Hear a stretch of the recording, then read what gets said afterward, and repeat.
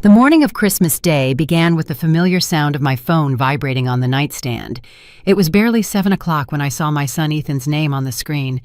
For a moment, my heart filled with that warmth only a mother can feel, thinking her son was calling to wish her a Merry Christmas. How naive I was. "Good morning, Mom. Brianna asked me to send you this for dinner tonight." Not a Christmas greeting, not a "how are you," not even an affectionate tone. Just that dry, desert-like phrase, followed by an image that chilled my blood more than the winter wind hitting my window. The photograph showed a list written in my daughter-in-law's perfect calligraphy, a list that looked like a 5-star restaurant menu, but was actually an order, a demand disguised as a Christmas request. For Christmas dinner, required dishes: 15-pound minimum turkey, stuffed with walnuts and cranberries, honey mustard glazed ham, smoked salmon with dill, spinach and ricotta lasagna, Caesar salad with homemade croutons, mashed potatoes with European butter, roasted vegetables with fine herbs, freshly baked artisan bread, homemade cranberry sauce, turkey gravy, tiramisu for 12 people, red berry cheesecake, Neapolitan flan, reserve red wine, special champagne for the toast. At the end of that extensive list, a note that pierced me like a dagger. P.S. We expect everything to be ready by 7 p.m. Our entire family is coming too, my parents and my siblings, so please plan for 18 people, thank you. 18 people. As if I were a catering service hired for the occasion, as if my 70 years, my arthritis in my hands, my high blood pressure, and my tired heart meant nothing. As if being the grandmother, the mother, the matriarch of this family automatically made me their personal slave. I sat there on the edge of my bed, holding that phone as if it were a venomous snake. Tears began to blur my vision, but they weren't tears of sadness. They were tears of a rage so profound it burned inside me. A rage accumulated over years of being taken for granted, of being treated as an inexhaustible resource instead of a human being with feelings and limitations. I looked again at that infernal list and mentally calculated the costs. A 15-pound turkey would cost at least $80. The smoked salmon, another $100. Ingredients for 3 different desserts, at least $150 more. Not counting the wine, the champagne, all the other fresh ingredients Brianna demanded so naturally. We were talking about over $600 just in ingredients, not to mention the hours of labor it would take me to prepare such a feast. I remembered the words Brianna had told me just 3 months ago when I lent her $2,000 for the down payment on their new SUV. "Oh, mother-in-law, you are so generous. We will never forget you." Lies. All lies wrapped in fake smiles and calculated hugs. How many times had I emptied my savings account to help them? How many times had I canceled my own plans to cater to their whims? Last year, I gave them $3,000 for the Cancun vacation they so desired. 6 months ago, another $100 for my grandson's birthday party at that outrageously expensive venue Brianna had chosen. And now this ruthless list arrived in my hands as if I were their household employee. The phone vibrated again. Another message from Ethan. "Mom, Brianna says if you need money to buy everything, we can help you afterwards. But please don't disappoint us today." We can help you afterwards. As if my money were an eternal loan that never needed to be repaid. As if my 70 years of life had taught me to be naive about promises that would never be kept. As if I didn't remember the dozens of previous times I had heard those same empty words, "Don't disappoint us." As if all previous Christmases had been a disappointment. As if the last 15 years preparing Christmas dinners for their family had been insufficient. As if my unconditional love was something that could be bought with empty promises of reimbursement. I got out of bed, my legs trembling not from age, but from the indignation that ran through my veins like burning lava. I walked to the kitchen, where for decades I had created family memories, where I had taught Ethan to make cookies when he was 5 years old, where I had comforted his teenage heartbreaks with hot chocolate and endless hugs. Now, that same kitchen had become a symbol of my voluntary servitude. the place where I was expected to perform culinary miracles on demand, without any consideration for my time, my money, or my dignity. The place where Brianna expected me to transform her list of demands into a real feast, as if I were her personal genie from a magic lamp. My hands trembled as I held the phone again, rereading that ruthless list. 18 people expecting a 70-year-old woman to prepare a banquet worthy of a luxury hotel.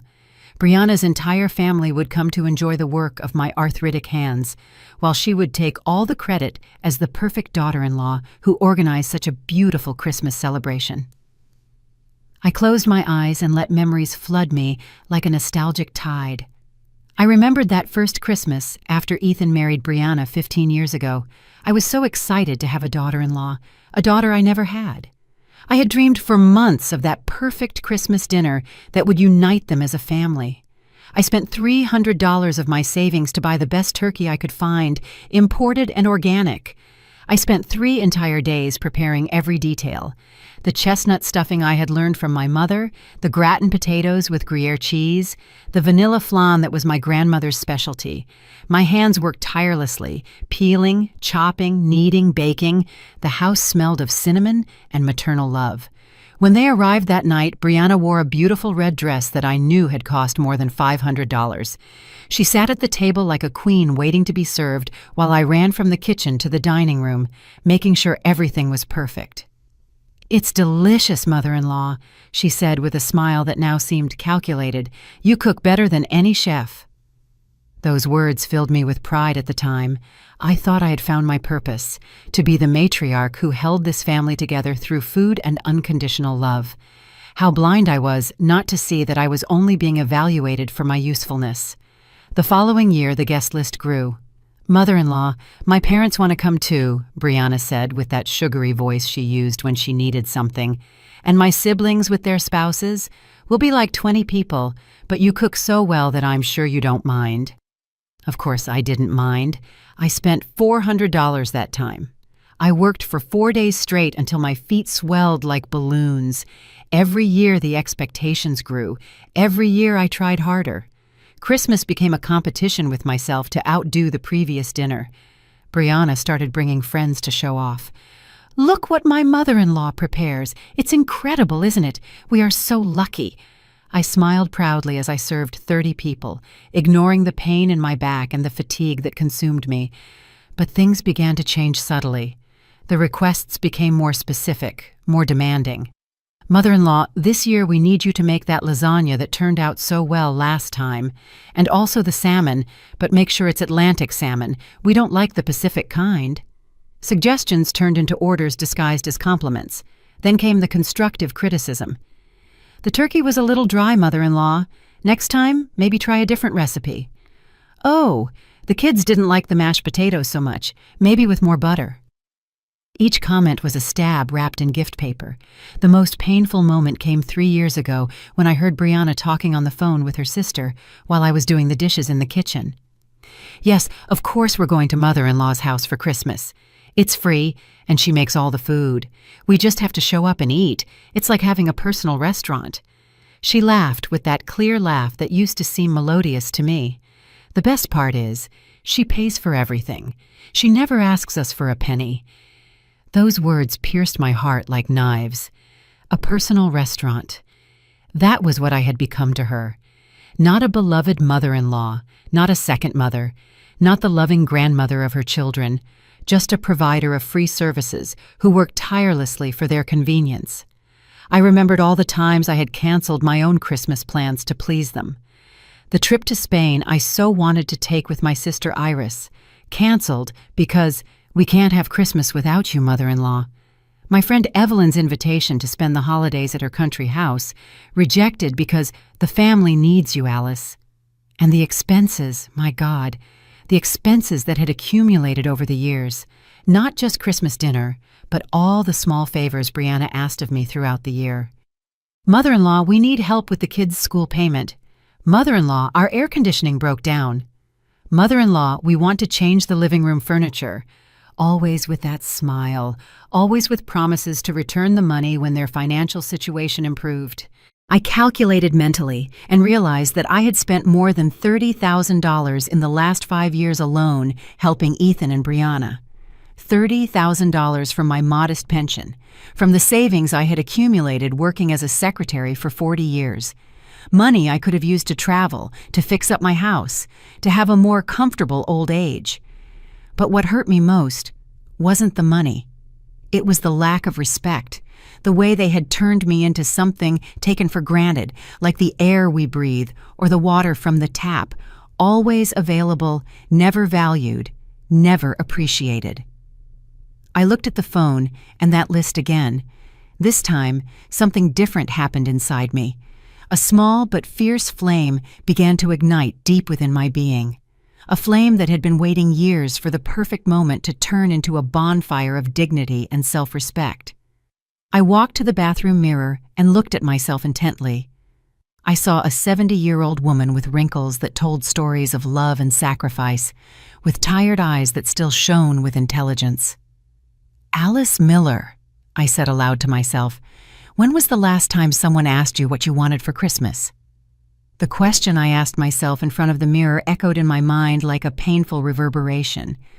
When was the last time someone asked me what I wanted for Christmas? The answer was devastating. Never. In 15 years of Ethan's marriage, no one had considered my wishes, my dreams, my needs for these special dates. I returned to the kitchen and opened the drawer where I kept the month's bills. I pulled out the bank statements from the last 3 months and spread them on the table like a detective analyzing evidence of a crime. The numbers didn't lie. In October, I had transferred $800 for my grandchildren's urgent school supplies. In November, $100 for Ethan's car repair. In December, $500 for the Christmas presents Brianna wanted to buy but couldn't afford. $2,500 in just 3 months, almost half of my monthly pension, which is $2,800. I was practically living on $900 a month to cover my own expenses, medication, food, utilities, clothes. Meanwhile, Brianna was buying designer handbags, and Ethan was changing cell phones every 6 months. I opened the photo album I kept in the kitchen drawer. The first images showed a different woman, me at 55, smiling radiantly at Ethan's graduation party. I wore an emerald green dress I had bought especially for the occasion, and my hair had a modern cut that made me look elegant and sophisticated. At that time, I still indulged in monthly salon visits, bought new clothes, and took care of my appearance. I turned the pages slowly, watching my image transform over the years. In the photos from the first Christmases with Brianna, I appeared dressed up, made up, wearing carefully selected outfits. But as the years passed, my appearance became more neglected, more tired. In the latest Christmas photos, I appeared as a shadow in the background, serving food, clearing tables, always working, while everyone else smiled for the camera. In last year's photo, I stood by the oven with a stained apron and my hair tied in a messy ponytail. My hands held a heavy tray, while everyone else sat at the table toasting with glasses of wine that I had paid for. I wasn't even looking at the camera because I was too busy making sure nothing was missing from the table. That image broke my heart. When had I stopped being the guest of honor in my own home to become the household employee? When had I accepted that my place at family celebrations was behind the stove instead of at the head of the table? I vividly remembered Christmas 2 years ago when my blood pressure soared from the stress of preparing dinner for 25 people. I was dizzy with a headache and asked Brianna if she could help me, even just with the desserts. Her response was like a slap. "Oh, mother-in-law, you know I'm not good at cooking. Besides, everyone likes yours better. Don't worry. After dinner, I'll help with the dishes." A lie. After dinner, she went straight to the sofa with a glass of wine while I spent 3 hours washing dishes. I looked in the album for photos of my own childhood Christmases. There was my mother, Eleanor, sitting at the head of our modest table with a serene smile while my siblings and I surrounded her with genuine love. She never had to cook for 30 people, never had to spend her savings on others' whims, never had to beg for respect in her own home. My mother died at 68, exactly my age now. In her last years, we, her children, took turns visiting her, bringing her flowers, asking her what she needed. It never occurred to us to send her a list of demands via text message. The contrast was so painful that I had to close the album. I looked at the clock on the wall. It was 9 in the morning. If it were any other Christmas, by now I would be at the grocery store pushing a cart full of expensive ingredients, mentally calculating how to stretch the budget to cover all of Brianna's demands. Then I would spend the rest of the day like a slave in my own kitchen, preparing a feast that others would enjoy while I served dish after dish with a forced smile. But something had changed inside me. That flame of dignity that had begun to ignite now burned stronger. I picked up the phone again and read Brianna's list for the third time.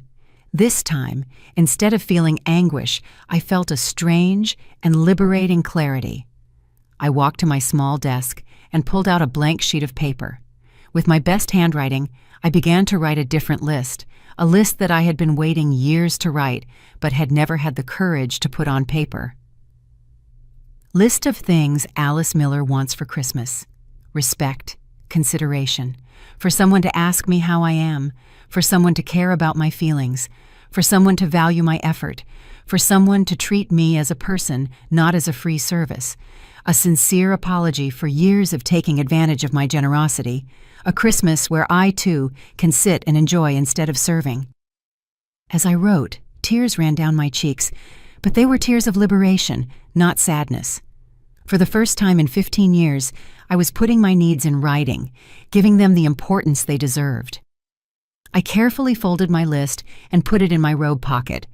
I felt as if I had written my Declaration of Independence after years of emotional servitude. The phone vibrated again. This time it was an audio message from Brianna, her sweet, manipulative voice filling my silent kitchen. "Hello, beautiful mother-in-law. I hope you've already seen the list Ethan sent you. I know it's a lot, but you're the only one who cooks deliciously enough to make the whole family happy. My parents are super excited to try your famous turkey. I've already told them you're the best cook in the world." She paused theatrically. "Oh, and please, if you can make the tiramisu without coffee because my sister doesn't like it, I'd really appreciate it. You are a darling." A darling. That word hit me like a punch to the stomach. It wasn't love Brianna felt for me. It was convenience, comfort, exploitation. True love doesn't come with lists of demands. True love asks before it requests. True love offers help instead of demanding services. I walked to my bedroom and opened the closet. In the back, wrapped in tissue paper, was the dress I had bought 3 years ago for my friend Evelyn's daughter's wedding. It was a beautiful dress, wine-colored, elegant but comfortable, that made me feel dignified and beautiful. I had worn it only once because after that purchase I felt guilty for spending money on vanities when Ethan and Brianna needed so much. I took out the dress and laid it on the bed. I took off my old robe and tried it on in front of the mirror. The fabric fell perfectly on my figure and the color enhanced my gray eyes. I looked like the woman I had been before I became my daughter-in-law's personal maid. I looked like Alice Miller, not the mother-in-law who cooks for free. I searched in my vanity drawer and found the red lipstick I had bought with the dress. I applied it slowly, watching it transform my face. Every gesture was an act of rebellion against years of self-neglect, against the habit of putting myself at the bottom of the priority list. The phone rang. It was Ethan. This time I decided to answer. "Hello, Mom. Did you see Brianna's message? I hope you don't have a problem with the coffee-free tiramisu. You know how particular she is about food." His tone was casual, as if he were asking about the day's weather. "Ethan," I said with a firmer voice than I had used in years, "I need to ask you something. Do you know how much it costs to prepare dinner for 18 people?" There was an awkward pause. No, Mom. I haven't really calculated it, but you've always done it so well." "It's over $600 just in ingredients, son, not counting my time, my effort, my health. Do you know what my pension is?" "Mom, why are you asking me that? If you need money for the food, we already told you we'd help you afterwards." I interrupted him, just like all the previous times. "Ethan, in the last 5 years, I've spent over $30,000 helping you too. $30,000 that were for my old age, for my medications, for my peace of mind. The silence on the other end of the line was deafening. Finally, his voice sounded defensive. "Mom, we never forced you to give us money. You always offered to help us." Those words were the last straw. Offer. When exactly did I offer to become your free household employee? When did I offer to empty my savings to finance your whims? When did I offer to work like a slave in my own kitchen while you sit like kings at my table? Mom, you're exaggerating. We've always thanked you. Thanked with pretty words while you continue to squeeze me dry like a lemon. Ethan, do you know what day it is today? It's Christmas, and the only thing I've received from my family is a list of demands. Not a hug, not a gift, not even a Merry Christmas. Mom, how do you feel? My son's voice became smaller. Mom, of course we wished you a Merry Christmas. We're just busy getting ready for dinner. The dinner that I'm going to prepare, that I'm going to pay for, that I'm going to serve while you enjoy. Tell me something, son. When was the last time you or Brianna cooked for me? When was the last time you invited me to dinner at your house without asking me to bring the food? The silence lengthened until it became painful. I knew Ethan was processing questions he had never asked himself, uncomfortable questions that revealed years of selfishness disguised as family tradition. Mom, I don't understand why you're so upset. You've always enjoyed cooking for the family. Enjoyed? Do you think I enjoy working for 12 hours straight for you to arrive, eat, and leave? Do you think I enjoy spending half my pension on a dinner you take for granted? Do you think I enjoy being treated as service personnel in my own home? For the first time in the conversation, I heard uncertainty in his voice. Mom, we don't treat you like service personnel. You're part of the family. Part of the family. Ethan, family members sit together at the table. Family members share expenses. Family members care about each other. I'm the employee who works for free so you can have fun. I hung up the phone with trembling hands. Not from fear, but from the adrenaline that comes from speaking the truth after years of silence. For the first time in 15 years, I had set boundaries. For the first time in decades, I had defended my dignity. I looked at my reflection in the mirror and saw a different woman. The wine dress, the red lipstick, but above all, the expression of determination in my eyes. Alice Miller had awakened from her long sleep of complacency and was ready to reclaim her life. After hanging up the phone, a strange silence filled my house. It was a different silence from what I had experienced in years.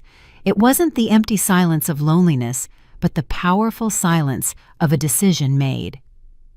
I walked to the kitchen with firm steps, feeling the wine dress move elegantly around me, reminding me of who Alice Miller truly was. I opened the pantry and looked at all the ingredients I had bought over the past week with the hope of preparing a special Christmas dinner. I had spent $200 on gourmet products, extra virgin olive oil, imported cheeses, expensive spices, cooking wine, all bought with the hope of creating a memorable evening for my family, a family that had reduced me to a text message list. I grabbed a large paper bag and began to put all those expensive ingredients into it. If Brianna wanted her 5-star restaurant dinner, she could go buy it herself. Every product I put in the bag was an act of liberation. The $80 prosciutto, the $30 macadamia nuts, the $40 authentic Parmesan cheese. Products that my modest pension should not be financing for the whim of a woman who earned twice as much as me. The phone began to ring insistently. First Ethan, then Brianna, then numbers I didn't recognize, but were surely from her family. I let it ring. For the first time in years, I controlled my own time. I decided when and with whom to speak. I went up to my room and took out the small suitcase I had used for my last trip 5 years ago. I opened it on the bed and began to carefully fold some of my best clothes. The black dress I wore to my granddaughter's graduation. The silk blouse I bought for my 65th birthday, but never wore because it was too elegant for staying at home. The comfortable but pretty shoes I had saved for a special occasion that never came. As I packed, memories flooded my mind like a fast-motion film. I remembered my mother telling me stories of her own mother-in-law, an imposing woman named Eleanor, who never allowed herself to be disrespected.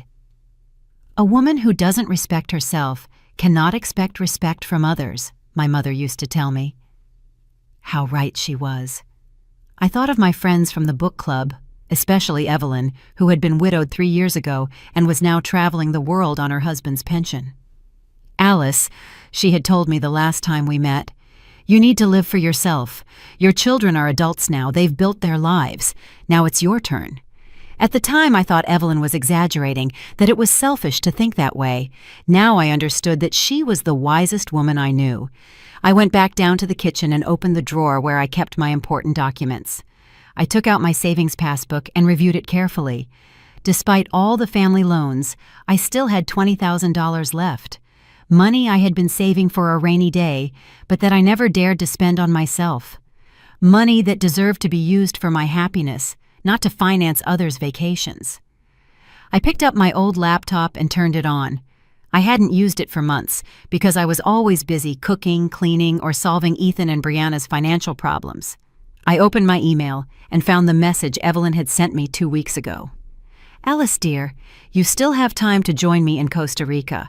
I found a beautiful, very affordable hotel by the sea. It would only be $500 for a week. Think about it. You need a vacation. $500. Less than what I had spent on my son's last emergency, less than what tonight's Christmas dinner would have cost me. Without thinking twice, I wrote back to Evelyn, "Dear friend, I accept your invitation. We can leave today." While I waited for her response, I brewed coffee in my French press, the one I had bought years ago but rarely used because I was always in a hurry. I poured the coffee into my favorite porcelain cup, the one I had inherited from my grandmother, and sat in my favorite armchair by the window.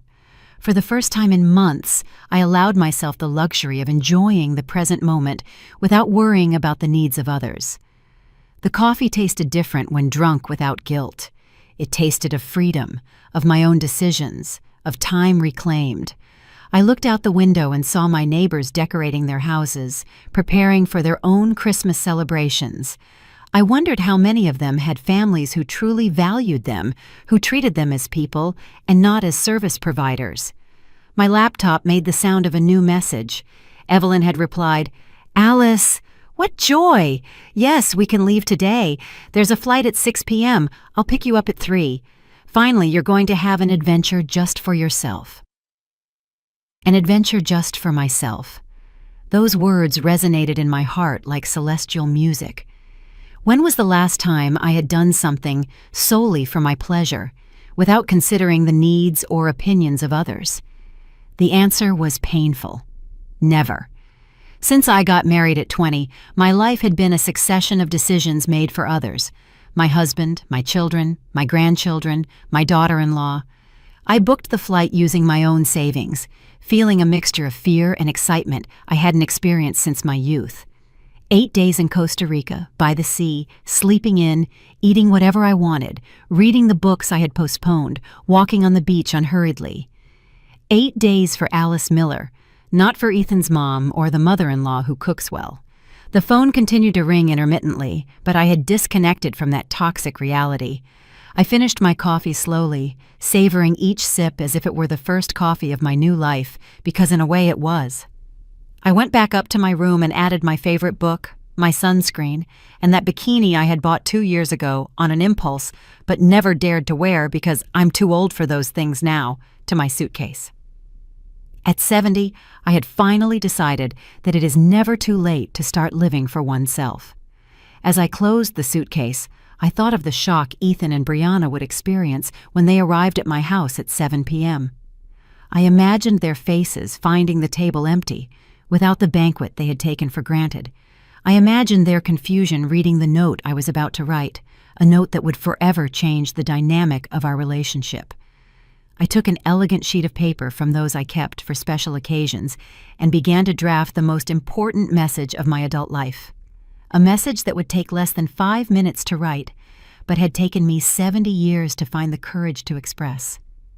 With the pen in my trembling hand, not from nerves but from the adrenaline of freedom, I began to write the letter that would change everything.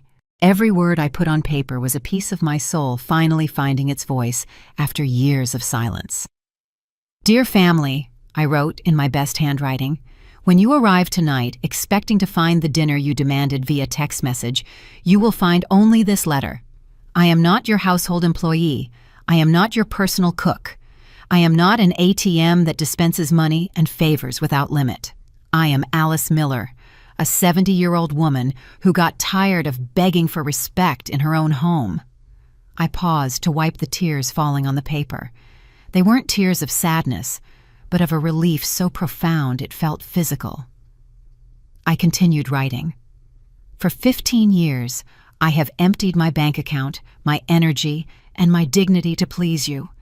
I have spent over $30,000 of my savings on your emergencies, whims, and demands. I have worked like a slave in my own kitchen while you behaved like hotel guests who don't pay the bill. The phone rang again. This time I could see it was Brianna. Her contact photo showed that perfect smile I had learned to decipher as pure manipulation. I let it ring as I continued writing my Declaration of Independence.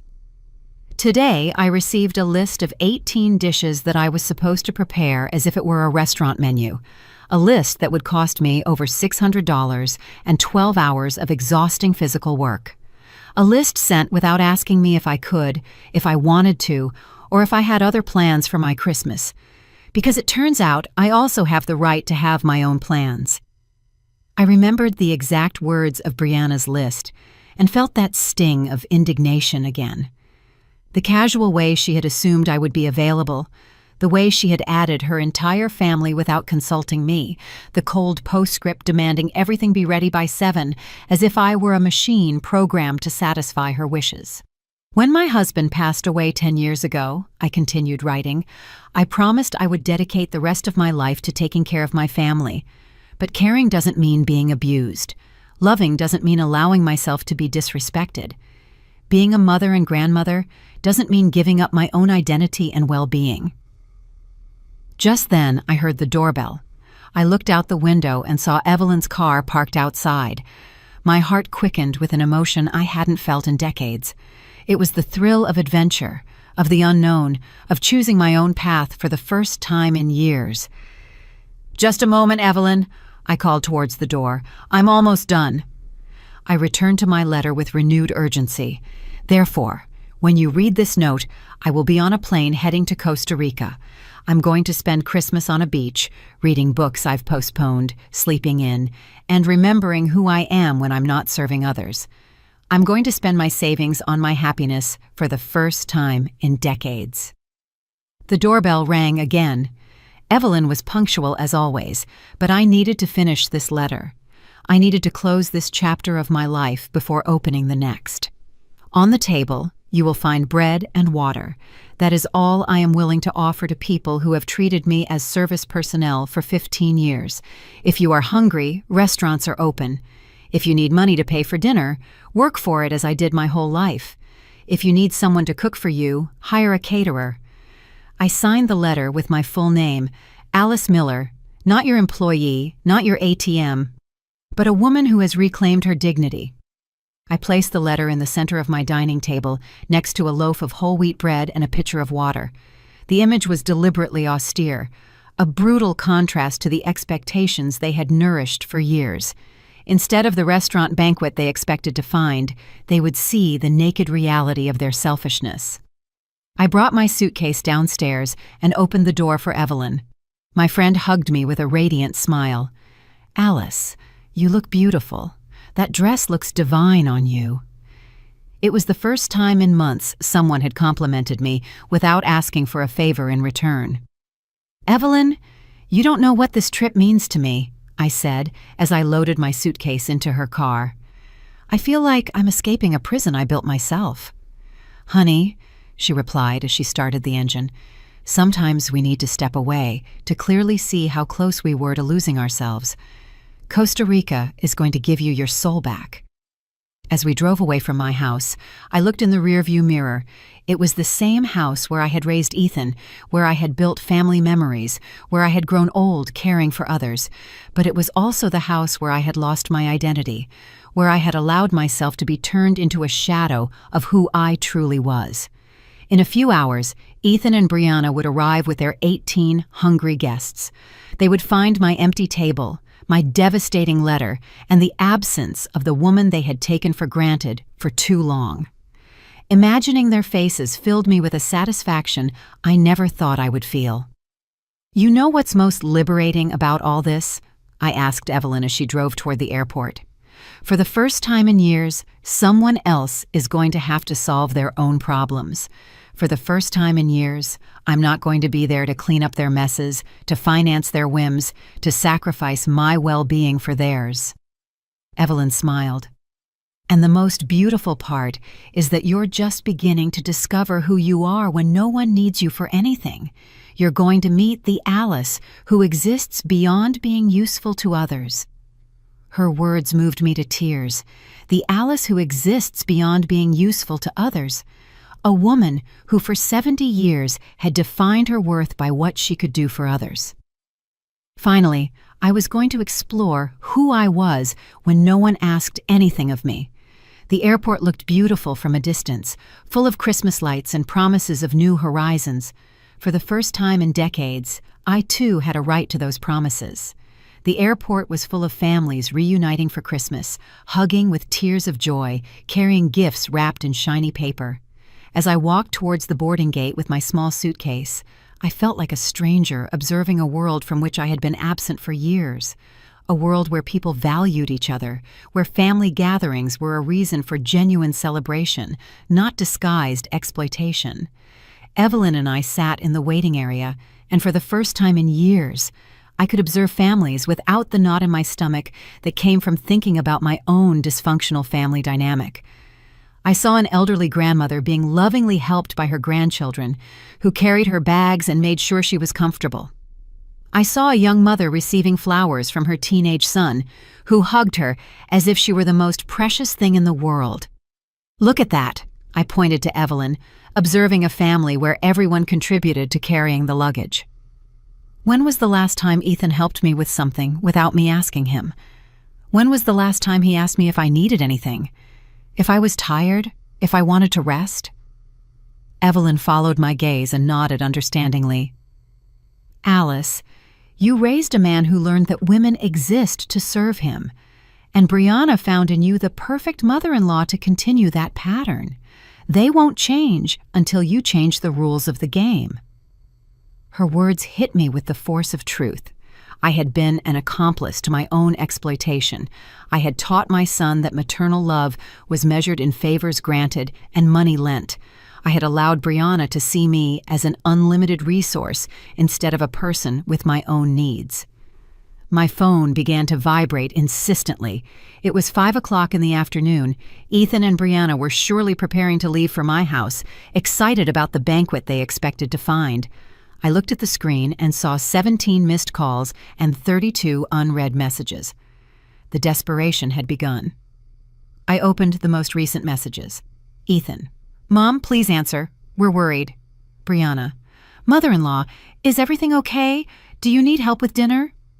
And then, as minutes passed without a response, the tone changed. Ethan: "Mom, we don't understand why you're not answering." Brianna: "Mother-in-law, we're on our way. We hope everything is ready." Evelyn noticed my expression and gently touched my arm. "Do you want to tell me what they're saying?" "They're starting to realize something isn't normal," I replied, feeling a mixture of nervousness and satisfaction. For the first time in 15 years, I'm not available when they need me. For the first time in decades, they're going to have to face the consequences of taking someone for granted. The announcement of our flight resonated through the airport speakers. Flight 447 to San Jose, Costa Rica, boarding at gate number 12. My heart quickened. It wasn't just a flight. It was my escape to a version of myself that had been dormant for too long. As we walked toward the boarding gate, I remembered the last time I had flown. It was 5 years ago, when I went to visit my sister Iris in Miami. It had only lasted 3 days because Ethan called me saying Brianna had an emergency and needed me to return urgently to take care of the kids. It turned out the emergency was that she wanted to go shopping with her friends and had no one to leave the little ones with. I cut my vacation short, spent $200 changing my plane ticket, and rushed back to take care of my grandchildren while Brianna bought a $1,000 handbag. That night, while the children slept, I found the handbag receipt in her purse, $1,000, more than half of my monthly pension, spent on a whim while I canceled my only vacation in years. Never again, I promised myself as I boarded the plane. Never again will I allow my needs to be less important than the desires of others. Never again will I be the first to sacrifice and the last to be considered. The plane was small but comfortable. Evelyn had insisted on paying for my first-class upgrade. "It's your Christmas gift," she said with a smile. "Your gift from a friend who truly loves you, unconditionally, without lists of demands." As the plane took off, I looked out the window at the city lights receding. Somewhere down below, Ethan and Brianna would be arriving at my house, opening the door with the key I had given them for emergencies, and finding my table empty. Imagining that moment filled me with a satisfaction I never thought I would feel. The phone vibrated one last time before I put it on airplane mode. It was an audio message from Brianna, and this time her voice didn't sound sweet and manipulative. It sounded desperate and annoyed. "Mother-in-law, I don't know what's happening, but my whole family is already on their way. My mom brought flowers, my siblings bought expensive wine. Everyone is excited about the dinner you were going to prepare. Please tell me you're not going to disappoint us. Please answer the phone. Please tell me you're not going to disappoint us." Those words echoed in my mind like a revelation. For 15 years, the only person who had been constantly disappointed was me. Disappointed by the lack of consideration, by the absence of genuine gratitude, by being treated as an object instead of a person. I put the phone on airplane mode and closed my eyes. In 2 hours, I would be in Costa Rica, waking up to a life where my decisions belonged only to me, a life where no one would send me lists of demands via text message, a life where Alice Miller's worth would not be measured by her usefulness to others. The flight attendant offered me champagne. "Are you celebrating something special?" she asked with a kind smile. "Yes," I replied, accepting the glass with hands that no longer trembled. "I'm celebrating my independence. I'm celebrating that, at 70, I finally learned to put myself first." I toasted myself as the plane soared into the clouds. Below in my empty house, a letter awaited to be read by a family that was about to learn a lesson it had taken me 70 years to teach, that true love is not demonstrated with lists of demands, but with respect, consideration, and reciprocity. For the first time in decades, Alice Miller's Christmas was going to be exactly as she wanted it to be. 3 days later, as I sipped my morning coffee on the hotel terrace overlooking the sea in Costa Rica, my phone began to ring with an intensity I hadn't experienced in years. It had been 3 days of absolute digital silence. 3 days where Alice Miller had existed solely for herself, without responding to any external demands, without worrying about anyone else's needs. The Costa Rican sunrise painted the sky with colors I had forgotten existed. Golden oranges, soft pinks, creamy yellows reflected in the calm waves. For the first time in decades, I had slept until my body wanted to wake up, without alarms, without the urgency of preparing breakfast for others, without the anxiety of checking messages that might contain new demands. Evelyn approached with her own cup of coffee, wearing a straw hat she had bought at the local market. "Good morning, Rebel," she said with a mischievous smile. "Are you ready to face the reality of the world you left behind?" The phone continued to insist. It was 7 o'clock in the morning, Costa Rica time, which meant it was 9 o'clock back home. Ethan had surely been texting all night, trying to process what he had found on my table 3 days ago. "I think it's time to read the messages," I told Evelyn, feeling a mixture of curiosity and apprehension. 3 days should be enough time for them to understand that something changed forever. I opened the messaging app and found an avalanche of communications that told the whole story of that disastrous Christmas night. The first messages, sent around 7 p.m. on December 24th, were of confusion. "Mom, we arrived and no one's here. Where are you? The house is dark. Are you feeling okay?" Then came the panic messages when they found my letter. Ethan had sent photos of the paper as if he needed evidence that it had really happened. The image showed my dining room table with the bread, water, and my neatly folded letter in the center, surrounded by the fine tableware they expected to see filled with delicacies. "Mom, this can't be serious. Brianna's whole family is here. The kids are hungry. Please tell me where you are." The desperate tone of his messages revealed something I had never considered. For the first time in 15 years, Ethan had had to face the consequences of his expectations without his mother there to solve the problem. Brianna had also texted, and her emotional evolution through the messages was fascinating to observe. She started with her usual tone of fake concern. "Mother-in-law, we hope you're well. We're worried about not finding you." But as hours passed without a response, her true personality emerged. "This is very irresponsible. My whole family came expecting the dinner you promised." Promised? That word particularly caught my attention. I had never promised anything. They had sent a list of demands and had automatically assumed I would fulfill it. The difference was vast, but it perfectly revealed how they had seen me all these years, as a hired service that couldn't refuse to follow orders. I kept reading. The messages from the night of the 24th showed a progression of emotions ranging from confusion to anger. "Brianna's parents spent money on flowers and wine to accompany your dinner. The kids are crying because we said Grandma had prepared something special. We had to order pizza for 18 people. We spent $200 on food we didn't want." $200 on pizza, less than half of what it would have cost me to prepare their demanded banquet, and they considered it a financial tragedy. The irony was so perfect I couldn't help but smile. Evelyn, who had been reading over my shoulder, burst out laughing. "Seriously? They're fussing about spending $200 after all the thousands you've spent on them? The lack of self-awareness is astounding." The messages from December 25th showed a change in strategy. They had moved from confusion and anger to emotional manipulation. "Mom, the grandkids miss you. They're asking why Grandma didn't come to Christmas. Catherine is asking if she did something wrong to make you leave. The whole family is worried. You've never done anything like this."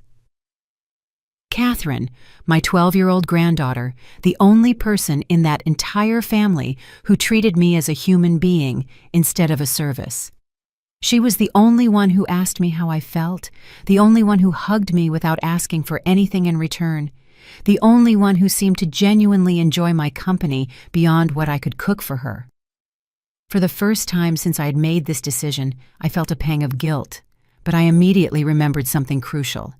Catherine was also the only person who would benefit from seeing me respect myself. She needed an example of a woman who set boundaries, who valued her own dignity, who didn't allow herself to be treated like an emotional doormat. The messages from the 26th revealed they had begun to investigate my whereabouts. "Mom, I called all the hospitals. No one knows anything about you.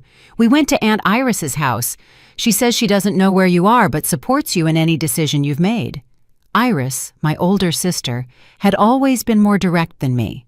She had surely told them some uncomfortable truths they needed to hear. Finally, I reached the most recent messages, sent that same morning. The tone had changed completely. There was no longer anger or manipulation. There was something I had never seen before in my son's messages: humility. "Mom, I've been thinking about everything you wrote in your letter. Brianna and I have been talking. Maybe we haven't realized how much we've depended on you. Maybe we haven't been fair to you." It was the first message in 15 years where Ethan acknowledged there was a problem in our relationship, but the message that impacted me most was the last one, sent just an hour before. "Mom, I don't know where you are, but I hope you're okay. I hope you're doing something that makes you happy. For the first time in my adult life, I realize I've never asked you what you want. When you come back, if you want to come back, I'd like to start over. I'd like to get to know my mom, not just the woman who solves our problems." I closed the phone and looked out at the ocean. The waves continued their eternal rhythm, oblivious to human dramas, reminding me that life went on regardless of our family conflicts. A seagull landed near my table, pecking at breakfast crumbs without asking permission, simply taking what it needed. You know what's most beautiful about all this? I told Evelyn. For the first time in 15 years, my son is seeing me as a person separate from him. For the first time, he's questioning how he treats me. And most importantly, for the first time, I'm not there to give him the easy answers. A week after my return from Costa Rica, I was sitting in my backyard drinking chamomile tea when I heard the doorbell. It was Sunday afternoon, and for the first time in years, I had no plans that involved cooking for others or solving other people's problems. I had spent the morning reading a novel I had bought at the San Jose airport, a story about a woman rediscovering her identity after decades of living for others.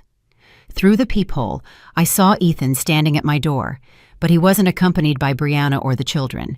He carried flowers in one hand and what appeared to be a box of chocolates in the other. For the first time in years, my son had come to visit me without bringing a list of problems to solve or favors to ask. I opened the door slowly. Ethan looked different. There was something in his posture, in his expression, that I hadn't seen before. He seemed smaller, more humble, like a child who had been punished and finally understood why. "Hello, Mom," he said softly. "May I come in? I'd like to talk to you." I invited him to sit in the living room, the same living room where for years I had received his visits that invariably ended with requests for money or favors. This time, however, he sat on the edge of the sofa, nervous, as if it were the first time he was visiting a stranger's house. "Mom," he began, fidgeting with the flowers he had brought. "The whole week you were away, I was thinking about your letter, about everything you wrote, and I realized something terrible. I don't remember the last time I asked you how you were if you needed anything from me." His words surprised me with their honesty. In 30 years of being his mother, that was the first time Ethan openly acknowledged that there was something fundamentally unbalanced in our relationship. "Tell me about your trip," he continued. "I want to know what you did, how you felt, what you thought. I want to get to know my mom as a person, not just as the woman who's always available when I need her." I told him about Costa Rica, about the sunrises I had contemplated unhurriedly, about the books I had read on the beach, about the conversations I had had with Evelyn and other travelers we met. I told him about the liberation I had felt making decisions based solely on my own desires, about the peace of not having to worry about anyone else's needs. "Mom," he interrupted at one point, "were you happy before? Were you happy cooking for us, lending us money, solving our problems?" The question hit me with unexpected force. No one had asked me about my happiness in decades. "No, son," I replied with an honesty that surprised me. "I wasn't happy. I felt useful, I felt needed, but I wasn't happy. I had become a version of myself that existed solely for others." Ethan nodded slowly. "Brianna and I have been going to couples therapy since you got back. The therapist has helped us understand how we've treated you. She told us something we had never considered, that a relationship where only one person gives and the other receives is not love. It's exploitation." Those words moved me to tears. For the first time in years, someone in my family had used the correct word to describe what I had been living. Exploitation. It wasn't love poorly expressed. It wasn't a close-knit family. It wasn't tradition. It was pure and simple exploitation. "Mom, I want to apologize," Ethan continued, and for the first time in the conversation, his eyes filled with tears. "I'm sorry for treating you like our personal bank. I'm sorry for assuming you would always be available to solve our problems. I'm sorry for not valuing your time, your money, your energy. I'm sorry for teaching my kids that this is how grandmothers are treated." His apologies sounded genuine, but I had learned to be cautious with pretty words. "Ethan, I appreciate your apologies, but I need you to understand that things are going to be different from now on. I'm not going back to being the same woman who emptied her bank account every time you had a whim." "We understand," he responded quickly. "In fact, Brianna and I have been calculating all the money you've lent us in the last 5 years. It's $32,000, Mom. $32,000 that we never returned because we assumed it was your obligation to help us." The precision of the figure impressed me. It meant they had really gone through the exercise of remembering every loan, every financial favor, every time they had dipped into my purse. "We've talked to a financial advisor," he continued. "We're going to sell the SUV we bought with your money, and we're going to give you half right now. We'll pay you the rest in monthly installments of $500 over the next 2 years. It's non-negotiable, Mom. It's what we owe you." He took an envelope from his jacket and handed it to me. Inside were $16,000 in cash. "It's half of our debt to you," he said. "The other half you'll receive promptly, every month. I promise you." For the first time in years, I felt my son was treating me as a human being worthy of respect and consideration. But I also knew that words were easy and that true changes were demonstrated by sustained actions over time. "Is there anything else?" Ethan asked, taking out his phone. "Catherine wants to talk to you. She's been very worried but also very proud of you. She says she finally understood what it means to be a strong woman." My granddaughter appeared on the phone screen with a radiant smile. "Grandma, Dad told me you went on a trip alone to Costa Rica. That's amazing. When I grow up, I want to be brave like you too." Her words filled me with deep satisfaction. Catherine had understood the most important lesson, that a woman has the right to set boundaries, to value herself, to demand respect. My decision had not only saved my own dignity, but had taught my granddaughter that she didn't have to accept less than she deserved. "I love you, Grandma," Catherine continued. "And Dad told me we're going to start visiting you just to be with you without asking for anything. Is it okay if I come next Saturday and we make cookies together? I'll bring the ingredients."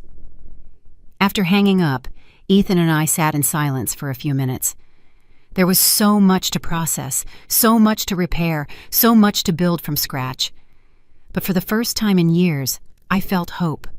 Not the blind hope that things would go back to how they were, but the solid hope that they could be better. "Mom," Ethan said before leaving, "I know it's going to take time for you to trust that this change is real. I know we've promised things before and haven't kept them, but I want you to know that your letter changed my life. It made me realize that I had lost my mom somewhere along the way and replaced her with a free household employee." After he left, I remained sitting in my garden until it grew dark. In my hands, I held $16,000, more money than I had seen together in years. But more important than the money was the feeling that finally, at 70, I had learned the most important lesson of my life, that teaching others how to treat us is the most important responsibility we have towards ourselves. That night, as I prepared my favorite dinner just for myself, I reflected on the journey that had begun with a cruel list of Christmas demands. It had ended with something far more valuable, the respect of my family, and more importantly, my own self-respect. I looked toward the future, and for the first time in decades, I saw possibilities that belonged only to me. Trips I wanted to take, books I wanted to read, friendships I wanted to cultivate, dreams I had postponed for too long. Alice Miller had spent 70 years learning to be useful to others. The years she had left, she would dedicate to being happy for herself. And that, I decided, as I toasted myself with a glass of wine, was the best investment I had made in my entire life. It's not revenge, it's liberation, and it's never too late to start living for oneself. 6 months have passed since that Christmas that changed my life forever. As I write these lines, I'm sitting in my new oceanfront apartment in San Diego, a place I bought with part of the money Ethan returned to me, and with my own savings that I finally allowed myself to use for my happiness. Every morning I wake up without an alarm, without the anxiety of checking messages that might contain new demands, without the pressure of being useful to someone else before being good to myself. The sound of the waves has replaced the insistent ringing of my phone, and the aroma of the coffee I make just for myself has replaced the stress of cooking banquets for people who took my effort for granted. I won't lie and say the change was easy. During the first few weeks after that Christmas, there were moments when I doubted my decision. 70 years of living for others don't erase overnight. There were moments when my maternal instinct screamed that I should go back, apologize, and be the Alice I always was. But every time I felt that temptation, I remembered the humiliation of that text message list. I remembered the $32,000 I had given away without question. I remembered the tears of frustration I shed in silence for years. The relationship with Ethan and Brianna has improved, but on completely new foundations. Ethan kept his word. Every month, he religiously deposits $500 into my account, and each transfer is accompanied by a message that simply says, "With love and respect, Mom." They have never missed a payment and have never tried to negotiate a reduction or postponement. Brianna, for her part, surprised me 3 months ago. She showed up at my door with a handwritten letter, something I never thought she would do. In that letter, she asked for forgiveness for having seen me as a resource instead of a person. She told me the therapist had asked them how they would feel if their own children treated them the way they had treated me. That question, she wrote, kept me awake for weeks. "Mother-in-law," the letter said, "I want you to know that I've been teaching my children to save part of their allowance to buy you birthday and Christmas presents. I want them to learn that love is shown with consideration and reciprocity, not with demands. I want them to grow up knowing that grandmothers are to be loved and respected, not exploited." The letter moved me to tears, not only because it represented a genuine change in Brianna, but because it meant that my grandchildren were learning a lesson that could protect them from perpetuating toxic patterns in their own future relationships. Catherine has been my greatest joy throughout this process. Every Saturday afternoon, we have a video call where she tells me about her studies, her dreams, her worries. For the first time in my life as a grandmother, these conversations don't involve requests for money, favors, or problem solving. They are real conversations between two women who respect each other. A month ago, she told me something I will never forget. "Grandma, when I grow up, I want to be independent like you. I want people to love me for who I am, not for what I can do for them." Last Christmas was very different. Instead of cooking for 18 people, Evelyn and I organized an intimate dinner for 8 widowed friends like us. Each one brought a dish.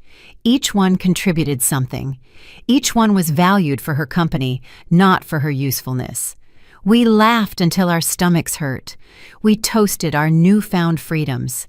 And for the first time in decades, I too was a guest instead of the slave hostess. Ethan and his family invited me to spend Christmas Eve with them, but I set my own conditions. I would arrive after dinner, stay for only 2 hours, and do no housework.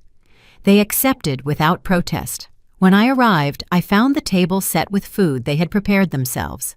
Nothing elaborate, but made with their own effort. Brianna had cooked, Ethan had set the table, and the children had made simple desserts with their own hands. It was beautiful to see my family functioning without depending on me for every detail. It was beautiful to be treated as a special guest instead of as service personnel. And it was even more beautiful to go home at 10 o'clock at night, knowing that my worth in that celebration had not depended on my ability to solve other people's problems. Economically, my life has been completely transformed. Without the constant expenses for family emergencies, without the costly dinners I financed monthly, without the loans that were never repaid, I have been able to create a real emergency fund for my old age.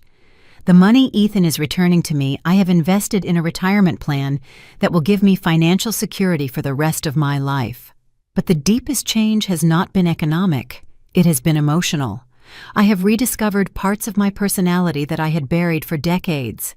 I have started reading voraciously again. I have taken painting classes. I have learned to use travel apps to plan my own adventures. Next month, I will travel alone to Spain, the trip I had postponed so many times due to family emergencies that were never true emergencies. I have learned that the guilt I felt when prioritizing my own desires was not real guilt, but social conditioning that had taught me that women, especially mothers and grandmothers, exist solely to serve others. Unlearning that conditioning has been the most difficult and most liberating work of my life. Now I understand that what I did that Christmas was not cruel. It was necessary. It was not selfish. It was self-preservation. It was not a tantrum. It was a personal revolution that arrived 70 years late, but arrived in time to save the years I have left. To the women who read me and recognize themselves in my story, I want to tell you something. It is never too late to set boundaries. It is never too late to demand respect.